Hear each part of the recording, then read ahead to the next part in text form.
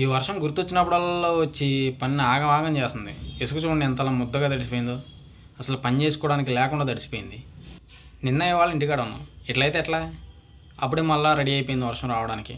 Already ఒకసారి వచ్చి కొట్టేసిపోయింది లైట్గా, మళ్ళీ రెడీ అయిపోయింది. అసలే బయట పనులు రా నాయన అనుకుంటే ఇది ఒక గోల మాకు. కింద చూడండి నీళ్ళు ఎట్లా ఉన్నాయో, అట్లా నిలబడిపోతున్నాయి. పోనీ కొట్టేదన్నా ఫుల్ కొట్టేసి వెళ్ళిపోతుందా? అది కూడా కాదు. కొద్దిగా పడుతుంది, ఇసుక అంతా నానిపేస్తుంది, పని అంతా ఖరాబ్ చేస్తుంది. ఆ తడి వల్ల చూడండి చేతులు ఎట్లా పొక్కుపోతున్నాయో, బెజ్జలు ఓడిపోతున్నాయి, మంటలు వేస్తున్నాయి దెబ్బకి. పైకి 2 రోజులు సెలవు తీసుకున్నా కాబట్టి పెద్ద ఏమనిపించట్లా. అదిగో మళ్ళీ రెడీ అయిపోయింది. ఇప్పుడు మళ్ళీ వచ్చేస్తుంది ఒక అరగంటలో పావు గంటలో. వర్షం వచ్చిన రోజున బయట పక్క ప్లాస్టింగ్ చేశాను. అది చేసి నేను ఇక్కడి నుంచి వెళ్ళాను, గంటలో కొట్టేసింది వర్షం అంతే. ఇంకా డౌట్ వచ్చి పట్టాలు కప్పేళ్ళాను, కానీ లేదంటే అట్టలట్టల కింద ఊడిపోయింది ప్లాస్టింగ్ మొత్తం. ఇట్లయితే ఎట్లా? మనలాంటి కూలి పని చేసుకున్నాడు ఎట్లా బతుకుతాడబ్బా? రెక్కాడితే కంటే ఒక్కని పరిస్థితులు మనవి. ఏందో ఈ వర్షాలు ఏందో. పైగా వర్షాకాలం మనం కూడా ఏమనలేమనుకో.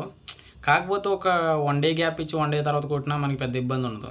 కానీ కంటిన్యూగా కొడతానే ఉంటుంది దీని యొక్క వర్షం.